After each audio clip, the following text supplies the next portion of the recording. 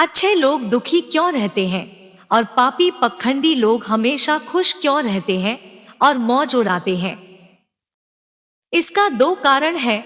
दोनों ही कारण आज मैं आपको बताऊंगी। अगर आप सच्चे शिव भक्त हैं तो इस कहानी को पूरा सुनिएगा, क्योंकि आधा अधूरा कहानी सुनने से पाप लगता है।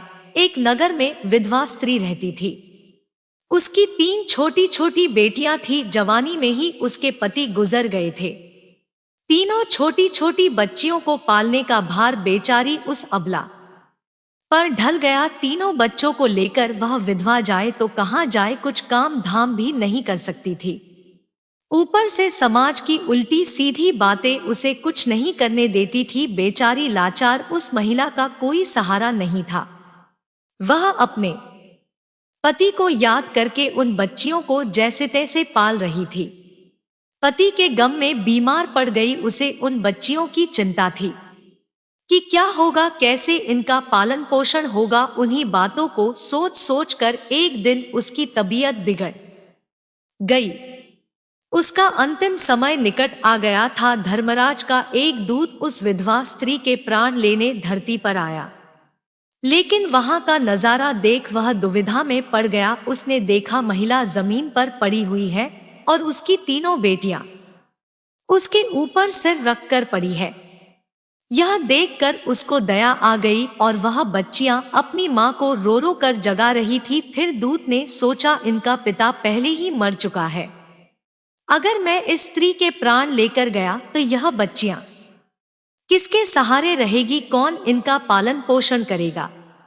यह सोचकर वह देवदूत और स्त्री के प्राण लिए बिना ही लौट गया। धर्मराज कहता है, तुम तो उस स्त्री के प्राण लेने गए थे, फिर खाली हाथ कैसे आ गई? तब देवदूत कहता है, हे स्वामी, मेरी गलती को क्षमा करना। मैं चाह कर भी उस स्त्री के प्राण नहीं ला पाया।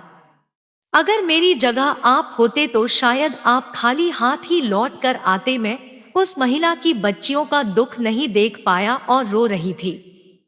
उन्हें वहां कोई देखने वाला भी नहीं था। यदि मैं उस महिला को ले आता तो उन बच्चियों को कौन देखता, कौन उनको पालता पोषता? पृथ्वी लोक मनुष्य तो इतने स्वार्थी हो गए कि बिना मतलब के तो कोई किसी का सहारा भी नहीं बनता। यदि कोई मदद भी कर देता है तो वह बदले की उम्मीद करता है या फिर उसे अपने एहसान के नीचे जीवन भर दबाकर रखना चाहता है। पापी लोग हमेशा खुश रहते हैं। देवदूत कहता है, हे स्वामी, उस महिला को थोड़ा और समय दे दिया जाए ताकि वह अपनी बच्चियों को पाल पोस कर बड़ा कर सके। देवदूत की बात सुनकर धर्मराज ने उसे डांटते हुए कहा, अरे मूर्ख, ईश्वर की बनाई गई सृष्टि में ना कोई एक क्षण घट सकता है और ना कोई बढ़ सकता है। उसकी मर्जी के बिना ना उसे जीवन दे सकते हैं और ना समय से पहले मार सकते हैं। ईश्वर जो करता है सबके साथ अच्छा ही करता है। तुम कौन होते हो विधाता के ने को बदलने वाले? तुमने उस महिला को ना लाकर ईश्वर के नियम का उल्लंघन किया है। तुमने बहुत बड़ा अपराध कर दिया, इसलिए तुम्हें इसका परिणाम भोगना ही पड़ेगा। जाओ, जिस पृथ्वी के मनुष्य से तुम्हारी ममता है उसी पृथ्वी पर मनुष्य बनकर अपना पाप भोगो। देवदूत कहता है, हे स्वामी, धरती लोक से मेरा उद्धार कब होगा और कैसे होगा? धर्मराज कहता है, धरती पर जाकर तुम अपनी मूर्खता पर 3 बार खिलखिलाकर हंस लोगे, तब तुम्हारा उद्धार हो जाएगा।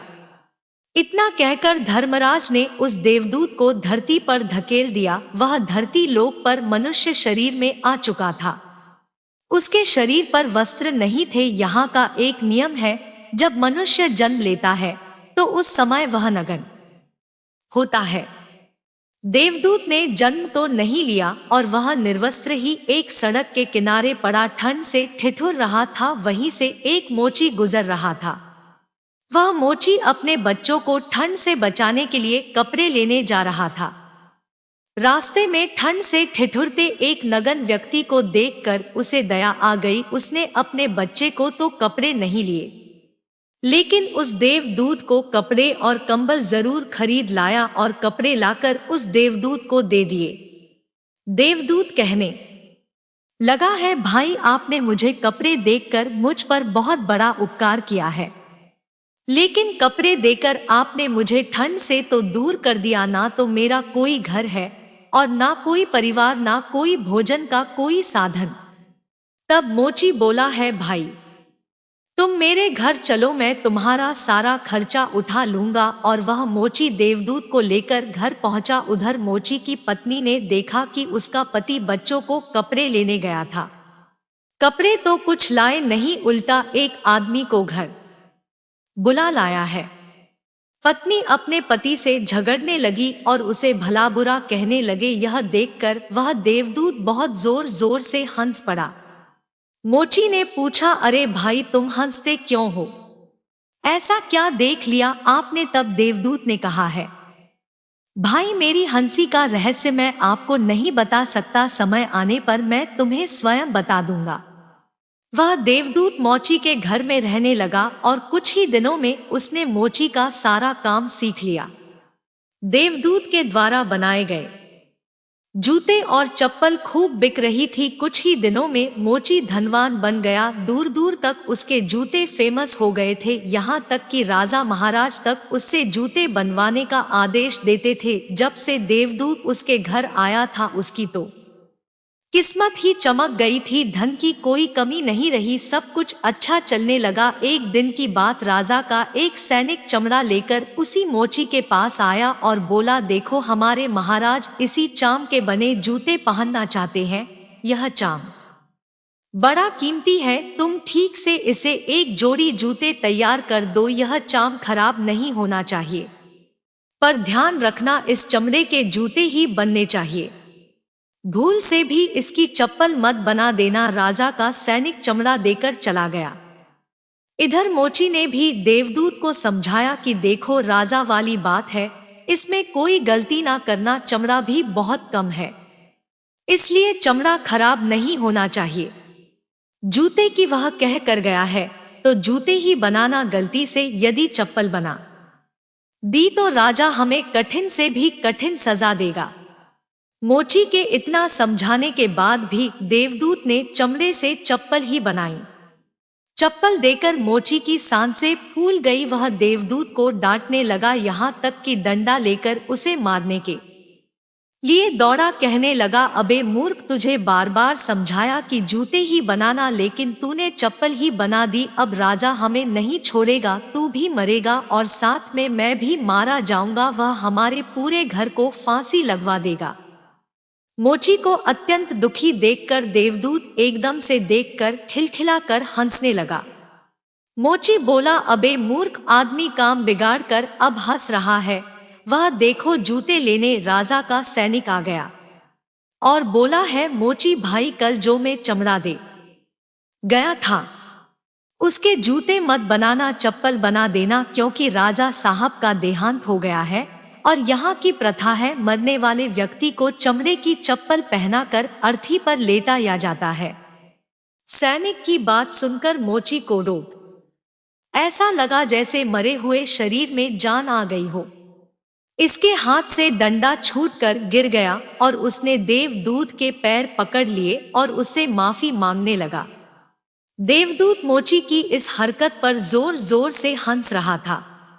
मोची ने पूछा, तुम क्यों हंस रहे हो? तो देवदूत ने कहा, समय आने पर इसका कारण बता दूंगा। दूसरे दिन एक बुढ़िया के साथ 3 लड़कियां मोची की दुकान पर आई थी। उनकी शादी होने वाली थी और वह तीनों अपने लिए जूतों की नाप देने आई थी। देवदूत ने तीनों लड़कियों को पहचान लिया कि यह 3 वही लड़कियां वही है जिनकी मां को न ले जाने के कारण आज मैं अपने किए की सजा भोग रहा हूं।